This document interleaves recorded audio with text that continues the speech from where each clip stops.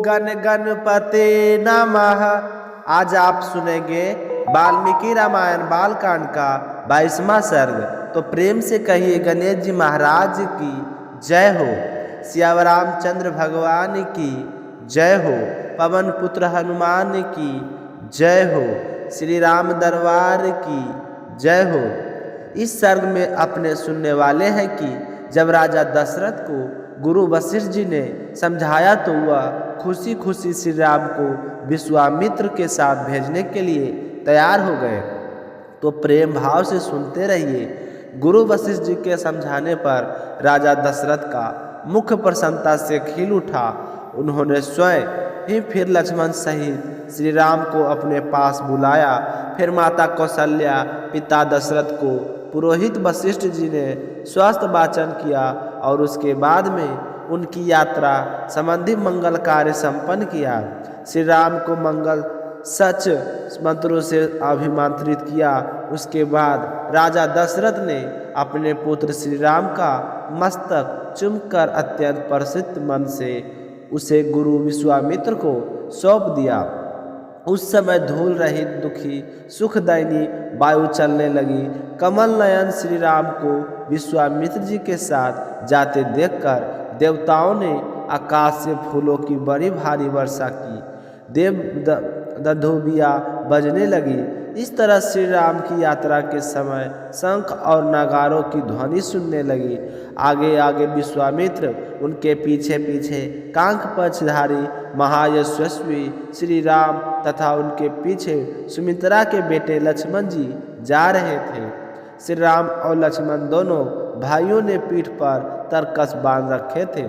उनके हाथों में धनुष शोभा पा रहे थे तथा वे धनुष 10 दिशाओं को सुशोभित करते हुए महर्षि विश्वामित्र के पीछे 3-3 फन वाले 2 सर्पों के समान चल रहे थे। एक और कंधे पर धनुष, दूसरी और पीठ पर तूरे और बीच में मस्तक। इस तरह वे 3 फन वाले सर्प के समान लग रहे थे। उनका स्वभाव उच्च एवं उदार था। अपनी अनुपम क्रांति फैलाते हुए दोनों राजकुमार सब ओर से शोभायमान हुए। विश्वामित्र जी के पीछे ठीक उसी तरह जा रहे थे जैसे ब्रह्मा जी के पीछे दोनों अश्विनी कुमार चलते हैं। वे दोनों भाई श्री राम और लक्ष्मण वस्त्र आभूषणों से अच्छी तरह से अलंकृत थे। उनके हाथों में धनुष थे। उन्होंने अपने हाथों की अंगुलियों में गोहटी के चमड़े से बने हुए दस्ताने पहन रखे थे। उनकी कमर में तलवार लटक रही थी। उनकी सारी अंग बड़े ही मनमोहर थे। वे महातेजस्वी श्रेष्ठ वीर अद्भुत क्रांति से प्रकाशित हुए सब और अपनी शोभा फैलाते हुए विश्वामित्र जी का अनुसरण कर रहे थे। उस समय वे दोनों वीर अचिंतनीय शक्तिशाली महादेव के पीछे चलने वाले 2 अग्नि कुमार स्कंद और विषक की भांति शोभा पा रहे थे। अयोध्या से ढेर योजन दूर जाकर सरजू के दक्षिण तट पर विश्वामित्र ने मधुर वाणी में श्री राम से कहा कि मत्स्य राम, अब सरयू में के जल से आचमन करो। इस आवश्यक कार्य में विलंब नहीं होना चाहिए। बला और अति बला नाम से प्रसिद्ध इस मंत्र समुदाय को ग्रहण करो। इसके प्रभाव से तुम्हें कभी भी थकावट महसूस नहीं होगा, किसी तरह की रोग व्याधि नहीं होगी और ना ही तुम्हारे मन में किसी प्रकार की चिंता होगी। तुम्हारे रूप में किसी प्रकार का विकार या उल्टा फेर नहीं होगा। जब तुम सो रहे होगे अथवा असावधानी की अवस्था में भी राक्षस तुम्हारे ऊपर आक्रमण नहीं कर सकेंगे। इस भूतल पर बाहुबल में तुम्हारी समानता करने वाला कोई दूसरा नहीं है। हे दशरथ पुत्र राम, बला और अति बला का अभ्यास करने से तीनों लोकों में तुम्हारे समान कोई नहीं होगा। सौभाग्य, चातुर्दय, ज्ञान और बुद्धि संबंधी निश्चय में तथा किसी भी प्रकार के प्रश्न का उत्तर देने में तुम्हारी तुलना कोई नहीं कर पाएगा। इन दोनों विद्याओं को प्राप्त हो जाने पर कोई भी तुम्हारी बराबरी नहीं कर सकेगा, क्योंकि यह बला और अतिबला नामक विद्या सब प्रकार के ज्ञान की जननी है। हे दशरथ पुत्र राम, बला और अतिबला का अभ्यास कर लेने से तुम्हें भूख प्यास का कष्ट भी कभी नहीं होगा। रघुकुल को अनादित करने वाले राम, तुम संपूर्ण जगत की रक्षा के लिए इन दोनों विद्याओं को ग्रहण करो। जैसे ही तुम इन दोनों विद्याओं का ग्रहण कर लोगे तो इस भूतल पर तुम्हारे यश का विस्तार होगा। यह दोनों विद्या ब्रह्मा जी के तेजस्विनी पुत्री है। मैंने इन दोनों को तुम्हें देने का विचार किया है। राजकुमार, तुम ही इनको पाने के योग प्राप्त हो। तुम इस विद्या को प्राप्त करने योग्य बहुत से गुण हैं, अथवा सही उत्तम गुण विद्वान है, इसमें असंशय नहीं है। तथापि मैंने तपु से इनका अर्जन किया है, अतः मेरी तपस्या से परिपूर्ण होकर यह तुम्हारे लिए बहुरूपणी साबित होगी तथा अनेक प्रकार के फल प्रदान करें। जब तब श्री राम आसमान करके पवित्र हो गए। उनका मुख प्रसन्नता से खिल उठा। उन्होंने शुद्ध अंतःकरण वाली महर्षि से वे दोनों विद्या ग्रहण की। विद्या से संपन्न होकर श्री राम सहस्त्र किरणों से युक्त सर्प का भगवान सूर्य के समान शोभा पाने लगे। तत्पश्चात श्री राम ने विश्वामित्र की सारे गुरुजनों की सेवाएं करके हर्ष का अनुभव किया। फिर वे तीनों वहाँ से सरयू के तट पर पूरी रात सुख से व्यतीत की। राजा दशरथ के वे दोनों श्रेष्ठ राजकुमार उस समय वहाँ तंद्र की साया पर जो उनके सोने योग नहीं थी, क्योंकि वह तो महलों में पलने वाले थे और राजा विश्वामित्र के साथ तन की साया पर सो रहे थे। लेकिन महर्षि विश्वामित्र ने अपनी मीठी वाणी द्वारा उन दोनों को प्रति खूब लाड़ प्यार प्रकट किया, जिसे पाकर हुआ बड़े ही प्रसन्न हुए। किस तरह रात बीत गई उन्हें इस बात का पता भी नहीं चला। इस तरह उनकी पहली रात बड़ी ही सुखमय से व्यतीत बीत गई। दोनों भाई बहुत ही खुश थे और गुरु विश्वामित्र भी मन ही मन बड़े ही हर्षित हो रहे थे। तो इसके साथ ही वाल्मीकि रामायण बालकांड का 22वां सर्ग समाप्त हुआ। 23वां सर्ग में अपने सुनेंगे कि जब रात बीती और सुबह हुई तो महामुनि विश्वामित्र ने पत्तों के बिछौना पर सोए हुए दोनों राजकुमार भगवान श्री राम और लक्ष्मण से क्या कहा, तो सुनने के लिए अगला अध्याय जरूर सुने। अशोक वेदा चैनल को सब्सक्राइब करके बेल आइकन को प्रेस करें ताकि आने वाली वीडियो की नोटिफिकेशन सबसे पहले आप तक पहुंचे और सबसे पहले आप सुने। रामायण बाल को सुनने वाला व्यक्ति बहुत ही सौभाग्यशाली होता है। तो आज के लिए बस इतना ही। इससे आगे कल सुनेंगे सर के बारे में। तो इसी के साथ एक कथा और सुन लेते हैं। बोलिए सियावर रामचंद्र भगवान की जय हो। बहुत पुराने समय की बात है। एक गांव में एक ब्राह्मण परिवार रहा करता था। उसमें पति पत्नी के अलावा उनके 2 बच्चे थे। एक बेटा था और एक बेटी थी। ब्राह्मण दंपति बहुत ही सरल स्वभाव के थे। समय मिलने पर प्रभु का स्मरण किया करते थे। उनकी बेटी बहुत ही संस्कारी और सुशील थी, लेकिन उनका बेटा आवारा किस्म का था। वह कोई काम धंधा नहीं करता था और ना ही कभी अपने माँ बाप का कहना मानता था। समय के साथ दोनों भाई बहन बड़े हो गए। बहन की शादी कर दी गई, पर भाई का वही हाल था। उसके माँ बाप ने उसे समझाया कि बेटा, अब हम बूढ़ा हो गए हैं, तुम कोई काम किया करो। लेकिन उस पर उनकी बातों का कोई असर नहीं होता। तो एक दिन ब्राह्मणी अपने पति से कहने लगे कि स्वामी, आप बिल्कुल काम छोड़ दीजिए। जब घर में कुछ भी नहीं होगा तो वह अपनी जिम्मेदारी समझेगा और काम पर लग जाएगा। तो ब्राह्मण ने दूसरे दिन से काम पर जाना छोड़ दिया। तो यह देखकर उनके बेटे ने कोई काम नहीं किया और चोरी करने चला गया। आते जाते राह को लूट लेता और उसी से अपने घर का गुजारा किया करता था। तो उसके लूटने और चोरी करने की आदत से सारे गांव वाले उसे लपसी कहने लगे। तो लपसी की इस हरकत से उसके माँ बाप बहुत ही दुखी रहते थे, पर वह किसी की सुनने के लिए तैयार नहीं था। इसी तरह समय बीतता गया। एक दिन की बात है कि लपसी एक पीपल के पेड़ पर बैठा था। तभी शिव पार्वती जा रहे थे। तो पार्वती माता गहनों से भरी थी। तो लपसी उन्हें देखकर सोचने लगा कि सूरत में कितने गहने हैं। आज यह सारे के सारे लूट लूँगा तो मुझे कई महीनों तक चोरी नहीं करने पड़ेगी। तो वह लूटने के इरादे से पीपल की ओट में होकर बैठ गया। जैसे ही शिव पार्वती वहाँ से जाने लगे तो लपसी एकदम से शिव पार्वती के सामने आकर कहने लगा कि जल्दी से जितने सारे गहने पहन रखे उतार दो। तो पार्वती माता कहने लगी कि चोरी क्यों करते हैं, तुम्हें पता है कि चोरी करना पाप है। तो लपसी कहने लगा कि क्या करूं, घर पर मेरे माँ बाप है, मेरी एक भांजी है, उनके लिए दोनों समय का भोजन की व्यवस्था कहाँ से करूं, मुझे कोई काम तो आता नहीं है।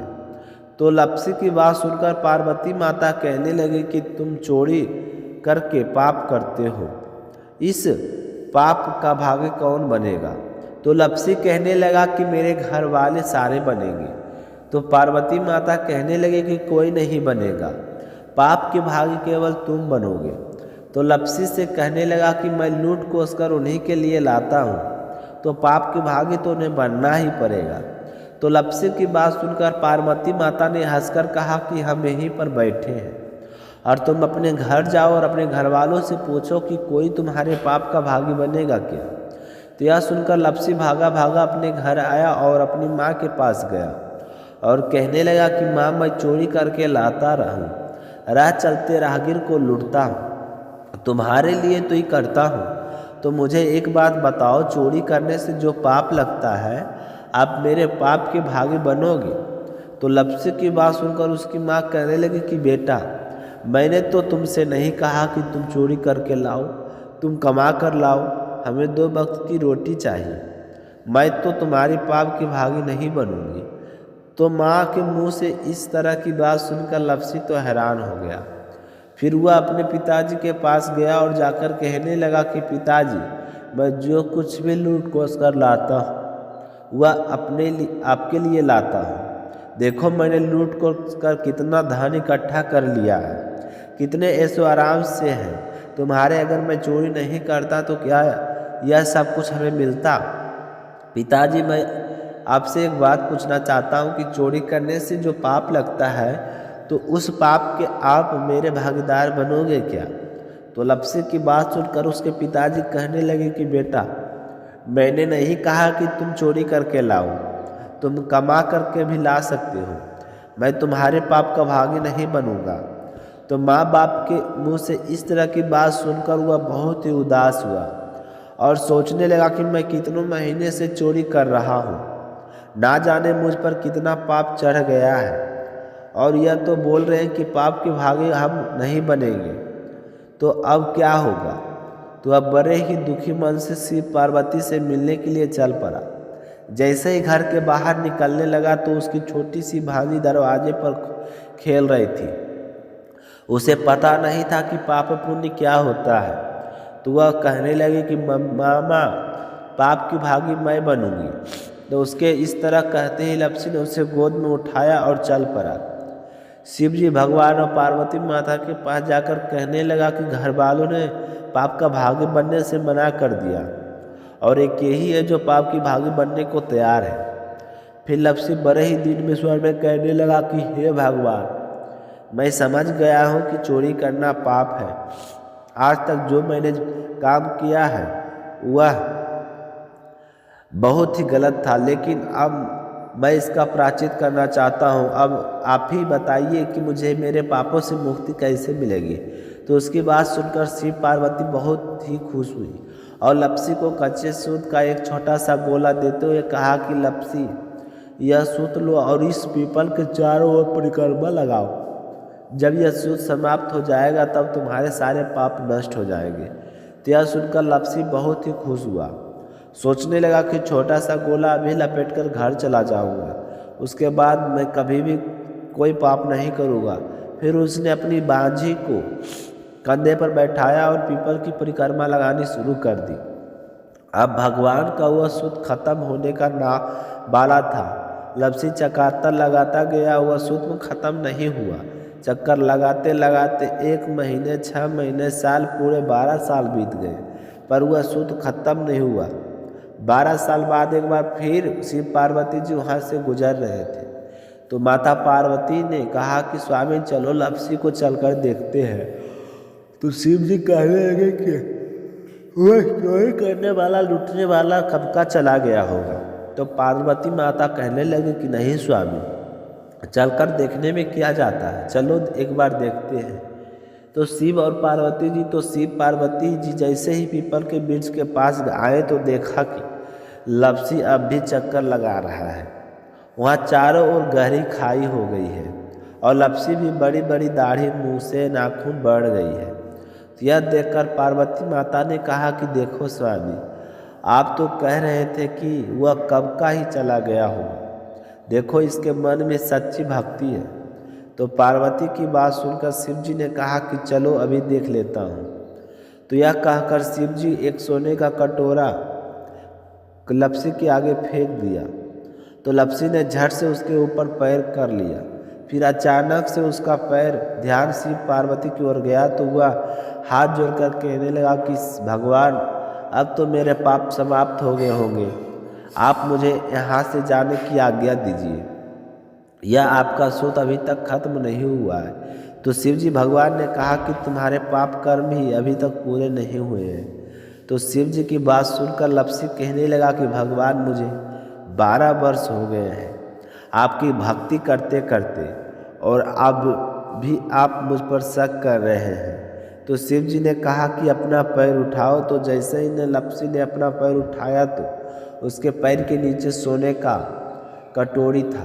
तो यह देखकर लपसी शर्मिंदा हो गया और कहने लगा कि प्रभु, गलती हो गई, मुझे माफ़ करो, आगे से मैं ऐसी गलती कभी नहीं करूँगा। तो शिव जी ने कहने लगे कि नहीं लपसी, तुम्हारा पाप ऐसे पूरा नहीं हो सकता, अब तुम्हें 12 वर्ष तक इसी परिक्रमा को करनी होगी, उसी के बाद तुम्हारे पाप समाप्त होंगे। यह कहकर शिव पार्वती वहाँ से चले गई और फिर से पीपल के पेड़ की परिक्रमा करता रहा। करते करते 12 साल बीत गए। 12 साल में शिव पार्वती जी वहाँ पर आए तो उन्होंने देखा कि आज भी वह वहीं पर चक्कर लगा रहा है।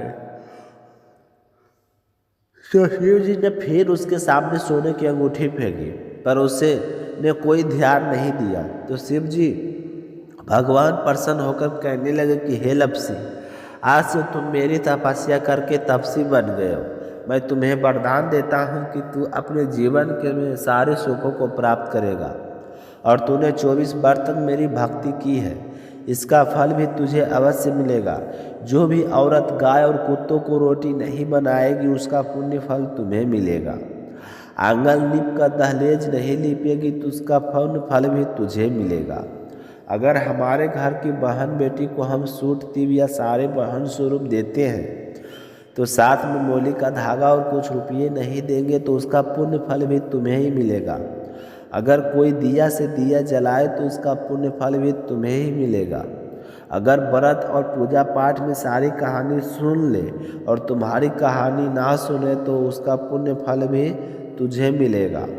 कहा जाता है कि तभी से सुबह पहली की रोटी गाय और सुबह की अंतिम रोटी छोटी बनाई जाती है, और शाम को अंतिम रोटी बड़ी बनाई जाती है जो कुत्ते की होती है। और दिए से दिया भी नहीं जलाया जाता है, और घर की बहन बेटियों को सूट और तीम के साथ बहन स्वरूप कुछ रुपये भी जरूर दिए जाते हैं। और उसी दिन से हर व्रत कथा के बाद में लपसी तपसी की कहानी जरूर सुनी जाती है, और कथा समाप्त होने पर कहा जाता है कि लपसी का फल लपसी को मिले, तपसी का फल तपसी को मिले, और हमारी पूजा का, हमारे व्रत का और हमारे कहानी का पुण्य फल हमें मिले। बोली लपसी तपसी की जय हो। तो आप सभी श्रोताओं को कहानी सुनकर कैसा लगा कमेंट करके ज़रूर बताइएगा। और इसी के साथ आज की वीडियो समाप्त होते, मिलेंगे कल की वीडियो में। तब तक अपना ख्याल रखिएगा। जय श्री कृष्णा, राधे राधे।